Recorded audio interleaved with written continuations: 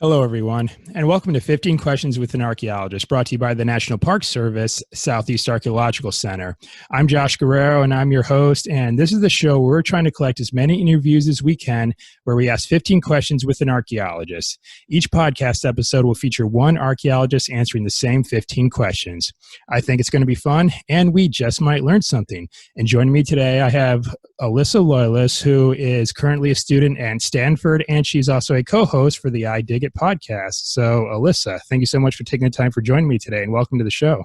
Thanks for having me so late in the day, too. It's quite all right. And I did pronounce your last name correctly, because I didn't even think to ask you before. I don't even know if I pronounce it correctly. It's Loyless. Yeah, I probably should have asked before we hit record, before we got going. Close enough. All right, very good. All right. Well, I've been looking forward to chatting with you and learning a little bit more about you. You know, you and I, we've kind of sort of been, connected for a good while. We kind of run in like the same archaeological and podcasting circles, as it seems. So as we get going here, why don't you tell us a little bit about, what you're currently studying as a student over at Stanford, and, a little bit about what it's like to be the host of the I Dig It podcast. Yeah, awesome. Okay, so I'm currently a Ph.D. student at Stanford. I just finished my first term, and I'm still alive, so that's cool. Survived the first term in 2020, which is, I think that's a good accomplishment. Oh, yeah. I'm in the Anthropology department on the Archaeology track, so for the first 2 years, it's mostly just taking coursework in like archaeological theory and whatnot. And then the third year is exams, and then fourth through sixth are more research. And so my research focus as it currently stands, which will probably change as it usually does, is centered generally on Cambodia, specifically the Khmer Empire. Oh, wow. And looking at human environment relationships within the landscape using GIS and remote sensing and that sort of stuff. And so that's what I'm doing, or that's what I applied to Stanford to do. We'll see if it ends up being that later. I'm also working on the Koh Ker Archaeological Project in Cambodia, which is kind of the project I applied to Stanford with. I've been working in Cambodia for the last year and a half or so. And I was actually living in Cambodia prior to COVID on a Fulbright research grant. So I was there from last September, supposed to be to this last August, but we got evacuated in March. Right. So it was supposed to be 10 months, but it ended up being 5 to 6. Oh. But yeah, so in Cambodia, we were doing a lot of like remote sensing stuff, doing 3D models of some of the temples in the Koh Ker Archaeological Complex, doing a lot of ground penetrating radar. We weren't doing any digging at all. It was mostly just like surface survey and that sort of stuff and digital stuff. So that's what I was doing for the last year. And then I also co-host the I Dig It podcast, as you mentioned, with my colleague and best friend, who I met in my master's program, which I just watched your last video, and you went to York. You studied at York in Yep, the that's correct. Yep. I also did, so did Michaela and I, so big York party here. But yeah, we just started that this year, right after I got back from Cambodia in March, so it's been a few months now. I think we're on episode 19 or something like that. So yeah, that's been a lot of fun doing that. Marvelous. Now, what year were you at York? Because I was there. I started in the fall of 2015, and I finished up in the summer of 2016. So, might have we actually been on the ground at the same time? We were not. I started September 2018 and then finished 2019. So I was there for the master's program in archaeological information systems. In the archaeology department. All right, great. And I don't know about you, but I'm actually really missing the place. Like, I loved living in New York, and I'm hoping to go back to England, hopefully before too long. So we'll see. It was so awesome living there and just being close to Europe in general. And we got to do like a 5-day road trip through Scotland. Like, it was like close to finals period, so it probably wasn't the best timing, but it was really fun anyways. Yeah, but it's so cool, like how much access you have to such cool history and locations too. Yeah, it was just literally all around you. It was so amazing. But well, we should probably move on before, because I could really dive Yeah, down we like could talk about this York all memory lane, day. of York quite a bit. So, but you certainly had intrigued me talking about this human environmental relations that you're studying in Cambodia. So I feel like I might already know the answer to this next question, but I'll go ahead and ask it anyway. And that is, if money were no object whatsoever, what type of archaeology would you do? Do you think you would continue on with this human environmental studies in Cambodia, or might you pursue something different? Yeah, I mean, definitely, I think I really enjoy what I'm doing right now, and I can't really imagine doing anything else at the moment. But if you ask me, like, what I wanted to do like 2 years ago, it would have been like in a completely different area of the world, completely different topic. So um, I think I just really enjoy following wherever it ends up taking me. I've mostly been focusing on like digital, like GIS and that sort of stuff, and just Right. like letting that lead. So I was kind of open to wherever that would take me, and it ended up taking me to Cambodia, which I'll talk about later. Um, but yeah, I definitely think I'm doing what I would want to be doing if I had all the money in the world to. Yeah, so. All right, very cool. All right, so we've touched a little bit on education so far. So, but just to kind of dial things in a little bit here. So, where have you received your education thus far? Because you're a PhD student now, so you've come a long way. And why'd you kind of choose to study at the locations that you studied at? Yes, so I'm on my third degree now. I did my undergrad at Dartmouth College in New Hampshire, and I didn't really choose to go there. They chose me because I was Oh, recruited for softball. oh, wow. And so I was recruited to go to Dartmouth like my sophomore year of high school before I was even really thinking about college at all. And I didn't even know where or what Dartmouth was at that point. And they were like, oh, it's an Ivy League. And I was like, oh, that's cool. Yeah, so I ended up going to Dartmouth. I actually started uh, my undergrad degree wanting to do astronomy and astrophysics, and then found out very quickly that I didn't really like math that much. So I started shopping around a bit, and then landed in anthropology eventually in like my sophomore year, and then that took off from there. Um, and then while I was at Dartmouth, I got really into archaeology, obviously. And then I also took some classes in the geography department, which introduced me to GIS and like remote sensing and that sort of stuff. And so I started working on a project with Professor Jesse Kasana, who does a lot of remote sensing work in like Syria, Iraq, that area of the world. And so we did like mapping of looting and destruction to archaeological sites in the region of that world. And I thought that was so cool that we were like making this big impact of tracking all of this data. And so Yeah. after I graduated, I took a year working in CRM a little bit, and then Googled Digital Archaeology Masters, and University of York was like the first one that popped up. So I ended up going to University of York for my master's. And then that was super fun. And after, or while I was there, I applied to Fulbright, and then Fulbright took me to Cambodia. And then while I was in Cambodia, I applied to Stanford, and I ended up getting into Stanford also. I actually only applied to Stanford and decided that if I didn't get in, I would just go try to find a job somewhere, but I ended up getting in, so now I'm in a PhD. But yeah, so that was exciting. But I chose to go to Stanford because of the advisor I applied to, who's currently doing like human environment relationships using GIS in India.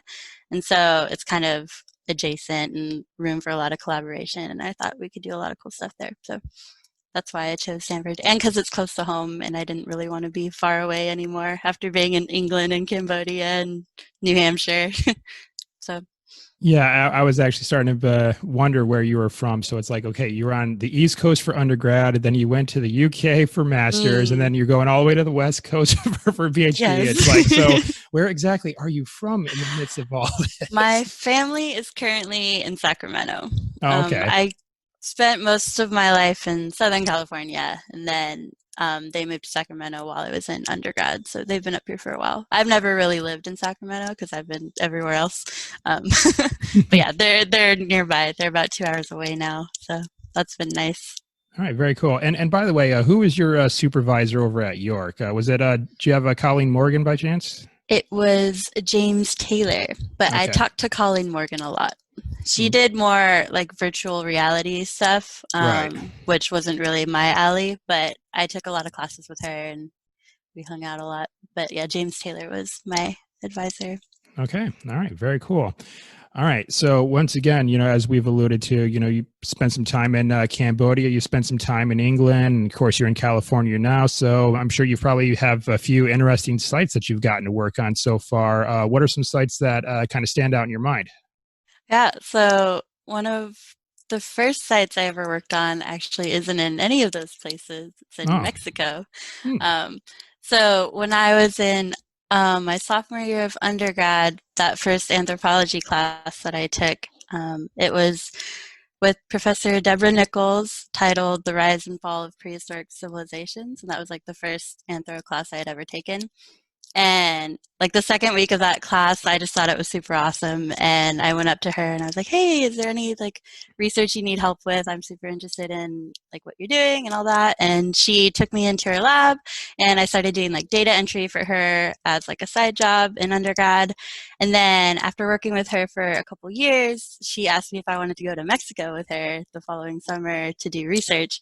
And so she helped me apply for a couple grants and we got it fully funded. And I spent a month living in Teotihuacan, Mexico, working on a like 3,000-year-old site in the city of Teotihuacan. And so that was my first introduction to archaeology. And I got to like climb the Pyramid of the Sun and hot air balloon over the ancient city and deal with like 3,000-year-old figurines. And I was like, wow, this is a career. Like, I want to do this. Yeah, That was that's like quite the my way to intro. start off. Exactly. Yeah. So I don't know how anyone could not want to do archaeology after that, but that's what kind of got me hooked on the field. All right. Awesome. All right. Well, dialing things in a little bit now. So that's a really amazing site that you got to work on. But what about artifacts? I mean, I think when a lot of times that's what people would think of, they say, okay, what's the coolest artifact you ever found? So I'll ask on behalf of those people who are interested. So what's some of the coolest artifacts that you've ever recovered? Yeah. So the coolest artifact I've worked with, I haven't uncovered any, but I've worked with a lot of cool things. Hmm. But it was a 3,000-ish year old whistle at Teotihuacan. We thought it was just like a crude figurine of like a dog or something, but then we discovered that there was a little hole in the back and we like dug out the dirt. And then we were the first ones to make a sound out of this whistle since it was deposited thousands of years ago. And that was just like the coolest experience ever. It's like being the first person to make sound out of a whistle. So yeah, that's probably the coolest artifact I've interacted with. Yeah, sure sounds like it. And actually, I'd have to say that's a first to come up on the podcast. I don't think, Really? yeah, a whistle has not come up before. Yeah, I mean, this is usually a question that gets very many mixed answers and some Hmm. pretty fascinating artifacts, but that's definitely a first for sure, Alyssa. Good, I'm glad. So, all right, awesome.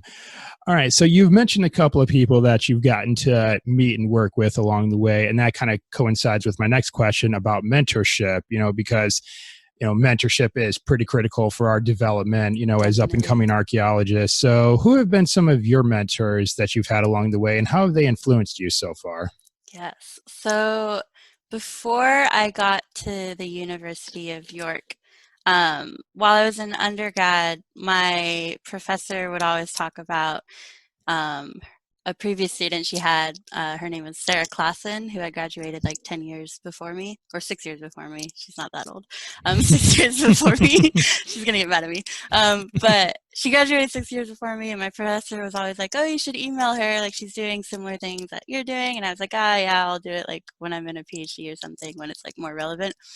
But before I got to York, Sarah Klassen randomly started following me on Instagram, and I was like, oh my God, this is the girl that my professor was talking about. So I sent her a DM on Instagram and asked if we could have a phone call, and said like, hey, we both had the same advisor at Dartmouth. And she was doing some really cool archaeological research in Cambodia with all of the GIS and everything and LiDAR and all that. And we had like this 2-hour long phone call. And at the end of that phone call, she invited me to do fieldwork in Cambodia, which is how I got introduced to Cambodia. And so I ended up doing or focusing my master's research on that, and like went to Cambodia for the first time like halfway through my master's degree. And ever since then, she's really just like brought me under her wing and introduced me to all the archaeologists in the area, and has like put me on a bunch of projects and helped me with publishing, and like kind of guided me in my whole career since that first interaction over Instagram. So she is my mentor, and I owe her the last 3 years of my life in archaeology and all of those successes. So yeah, Sarah Klassen. It's interesting, the type of people that we get to connect with over social media. I mean, well, of course, that's how you and I got connected, and making this thing happen. So, I definitely say there's pros and cons of social media, but I guess it really depends on how you use it. But I think it sounds like I think you and we've been using it for the better so far. Yes, so. it's crazy who you can meet over social media and how much your life can change from those interactions too. Yeah, absolutely. All right, so shifting gears a little bit yet again. What I have for you next, and once again, you've gotten to experience archaeology and a little bit of cultural research management in other parts of the world. But what country out there do you think handles archaeology and cultural research management the best? Like, who just seems to get it? Or maybe, like, even though you've been to some of these places, maybe has it not been quite long enough to get like the full picture of what it's like in some of these places? But what are your thoughts on that? Yeah, so I definitely don't think I can speak to Cambodian cultural research management yet. Sorry. But I saw a little bit of the UK while I was out there, and then I worked a little bit of CRM here in California. I personally don't really like CRM in California, and that might just be my experience, but it felt like very kind of robotic, like you're mostly just like monitoring construction sites just in case something happens to pop up, and there's not like a whole lot of research behind working CRM, especially as like a field tech, like you're not really doing much at all. But I feel like with the CRM people that I talked with in the UK, they like really loved their job and the research they got to do and everything they were involved with in the UK. So I feel like the UK is more hands-on, and they just have like a lot more to do, I guess. Yeah, I've noticed that as well. Mm-hmm. Yeah, I feel like my experience, it was very boring, and I wouldn't want to do it. So, yeah, that's my take on it. But it's probably just where I was working and what was around. Okay. All right. Right on. All right. So shifting gears yet again, I also want to ask you a little bit about volunteers. Have you had much chance to work alongside volunteers in any of the field work that you've done, or maybe you've done some volunteer work yourself? What's kind of been your experience with that so far? Yeah, I mean, technically, I was a volunteer going into Cambodia in that research because they already had a whole team, and she was just bringing me along for the ride. So I would say, yes, we do work with volunteers, especially if you're someone who's super interested in Cambodian heritage. I think that we could work something out. We also work with a lot of local Cambodians on projects also to get the community involved too.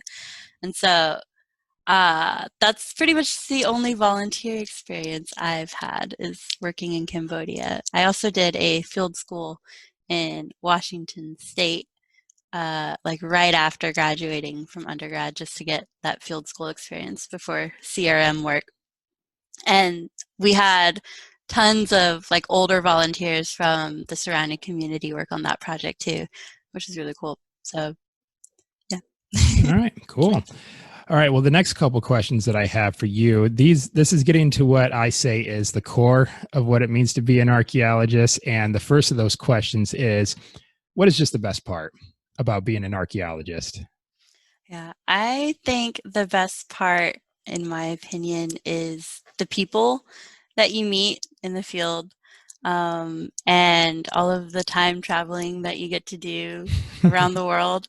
I think there's something really magical about interacting with the past so intimately and just like trying to put pieces of history back together, like as you're working on a site.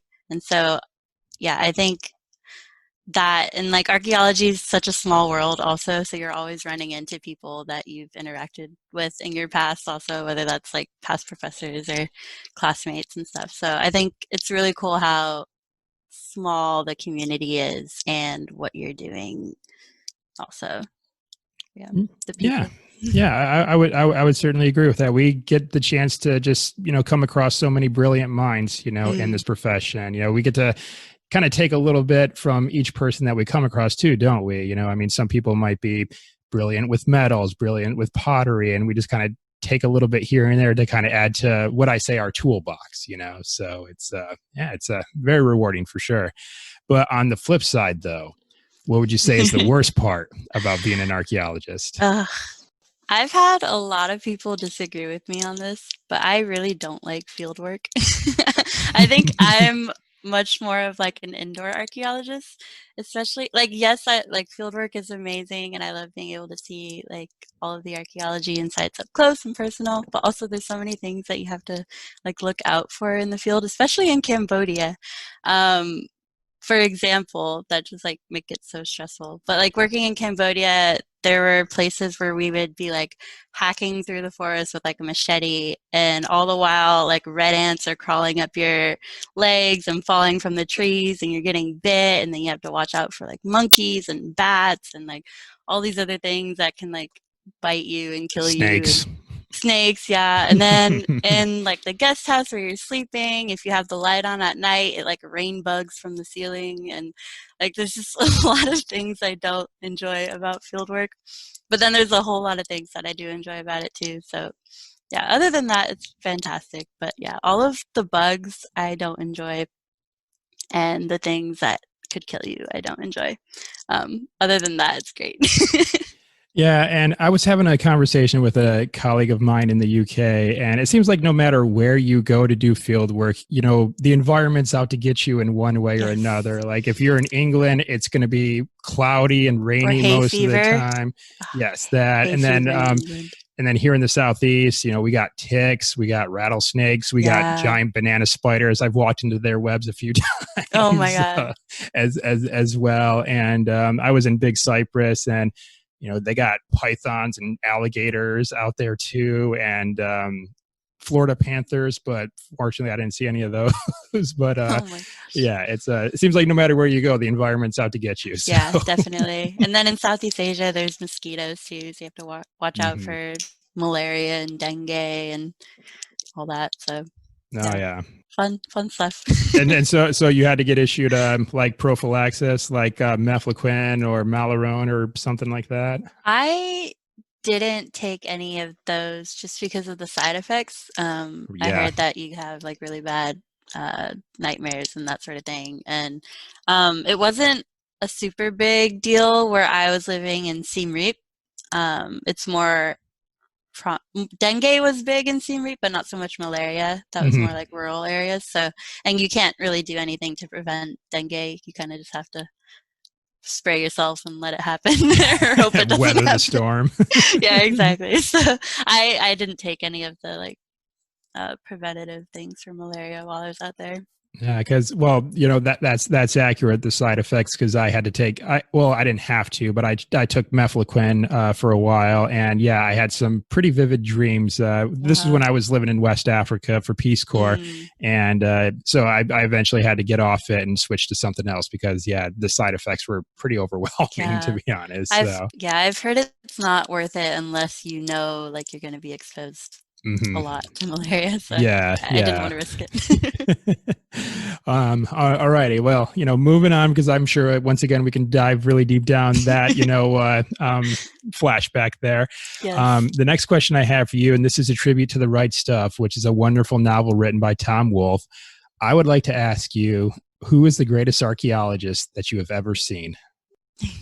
So the greatest, in my biased opinion, is my colleague and mentor, Sarah Klassen.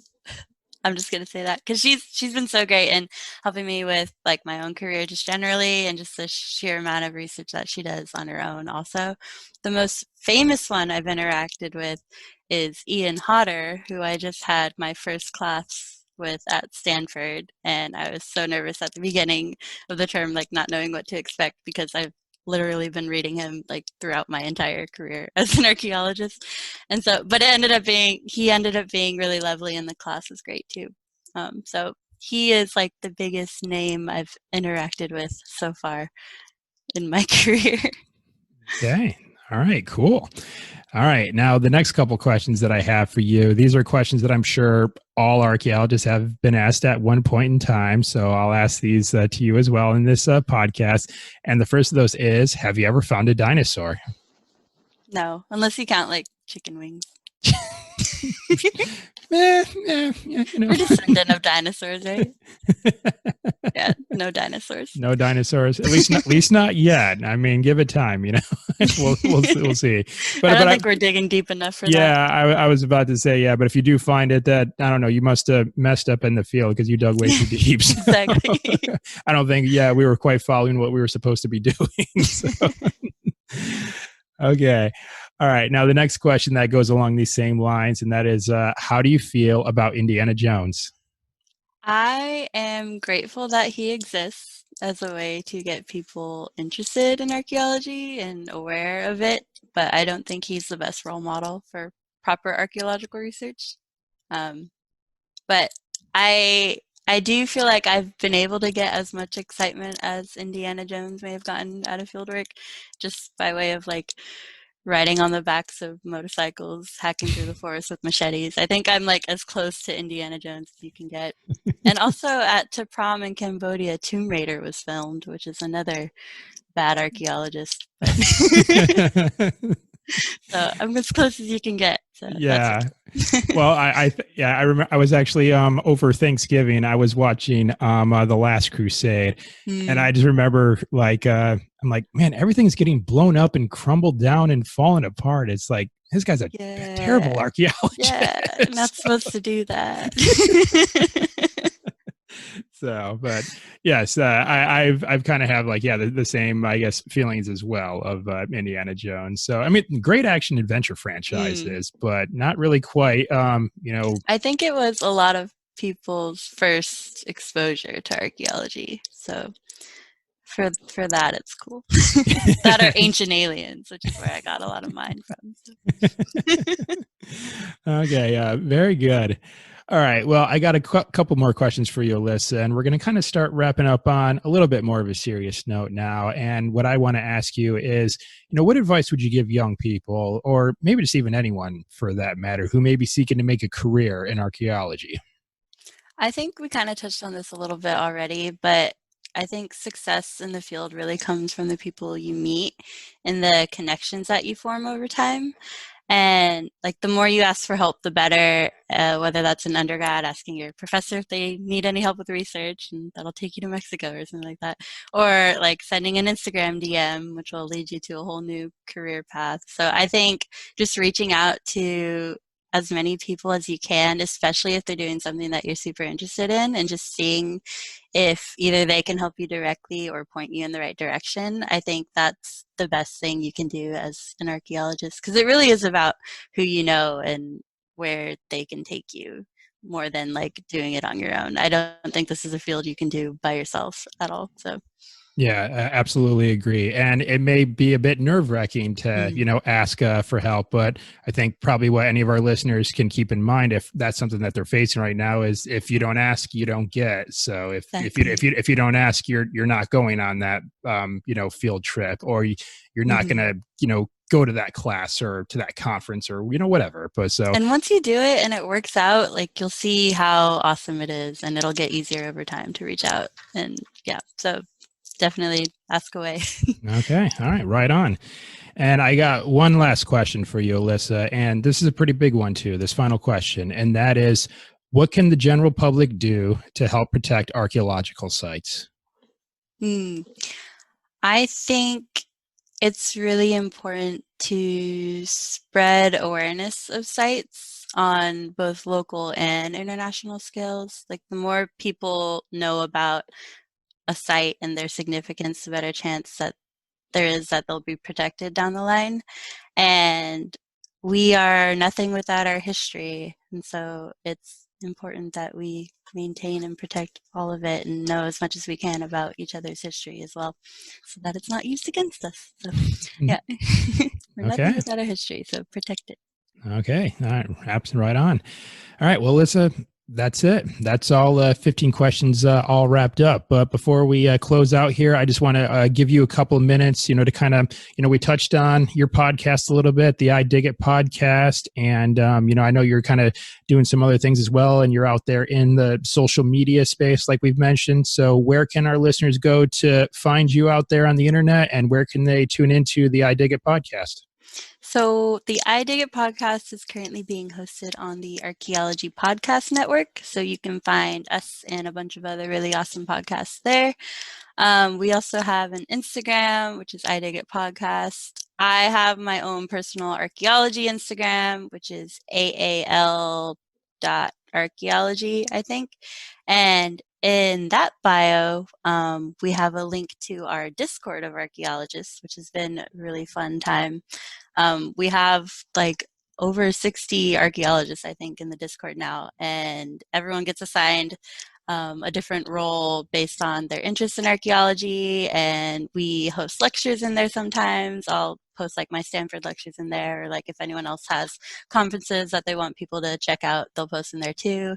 And there's spaces for like jobs or asking about like grad school applications and that sort of thing. We also have high schoolers in there also, and also people who are professors. So we have a really big range of people in there.